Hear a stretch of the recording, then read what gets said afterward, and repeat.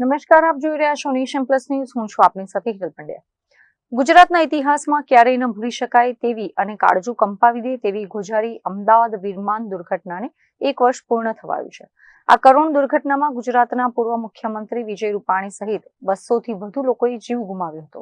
ત્યારે આ વિમાન દુર્ઘટનાને નજરે જોનાર પ્રત્યક્ષદર્શી યુવાન આજે પણ તે ક્ષણોને યાદ કરીને ધ્રુજી ઉઠે છે. 12 જૂન 2025નો દિવસ અમદાવાદ વાસીઓ ક્યારેય ભૂલી શકે તેમ નથી. એરપોર્ટ પરથી ઉડાન ભર્યાની ગણતરીની સેકન્ડોમાં જ કરોડો રૂપિયાનું આલિશાન વિમાન લોખંડના કાટમાળમાં ફેરવાઈ ગયું હતું અને 260 પરિવારોના માળા વિખેરાઈ ગયા હતા.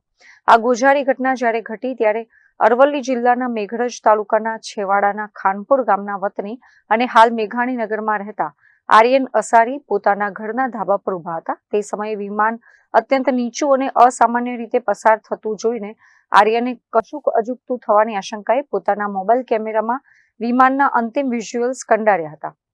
આર્યન દ્વારા લેવાયેલો એ વિડીયો દુર્ઘટના બાદ સમગ્ર વિશ્વમાં ભારે વાયરલ થયો હતો અને તપાસમાં પણ મોટો પુરાવો બન્યો હતો.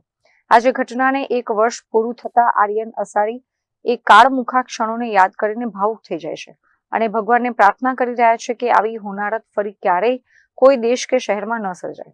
આજથી 1 વર્ષ પહેલાં મેં અમદાવાદ ગયો હતો અને ત્યાં નીચે વિમાન જતું હતું એટલે મેં વિડીયો ઉતાર્યો હતો. અને ત્યાં વિમાન બ્લાસ્ટ થઈ ગયું હતું અને બધા દોડાદોડ કરતા હતા. ને એ વાતને 1 વર્ષ પૂરું થાય છે અને આ પાછું એવું ઘટના પાછી બને નહીં એવું ઘટના એવી ના બને હું પ્રાર્થના કરું છું. મહેન્દ્ર પ્રસાદ, નેશન પ્લસ ન્યૂઝ, અરવલ્લી. સમાચારોના સતત અપડેટ મેળવવા માટે અમારી નેશન પ્લસ ન્યૂઝની યુટ્યુબ ચેનલને સબસ્ક્રાઇબ કરો, બેલ આઇકન દબાવો અને જોડાયેલા રહો ફેસબુક, ઇન્સ્ટાગ્રામ અને ટ્વિટર પર.